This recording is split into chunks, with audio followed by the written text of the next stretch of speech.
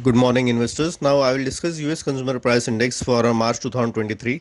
US CPI increased by 0.33% in March 2023 versus 0.56% in February 2023 and versus 1.34% in March 2022 on 1 month percent change basis, indicating US consumer prices increased at a slower pace on month basis as well as on year basis.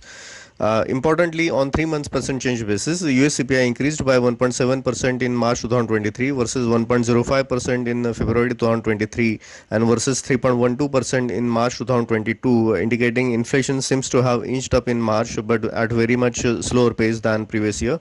On 12 months percent change basis, US CPI increased by 4.98% in March 2023 versus 6.04% in February 2023 and versus 8.54% in March 2022, indicating on 12 months percent change basis, consumer prices increased at relatively slower pace on both on month and year on year basis.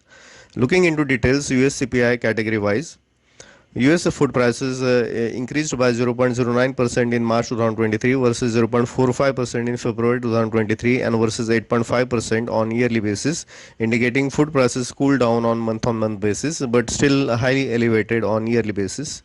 US energy prices decreased by minus 0.92% in March 2023 versus minus 0.58% in February 2023 and versus minus 6.4% on yearly basis, indicating energy prices continue to drop at faster pace on month as well as on year basis.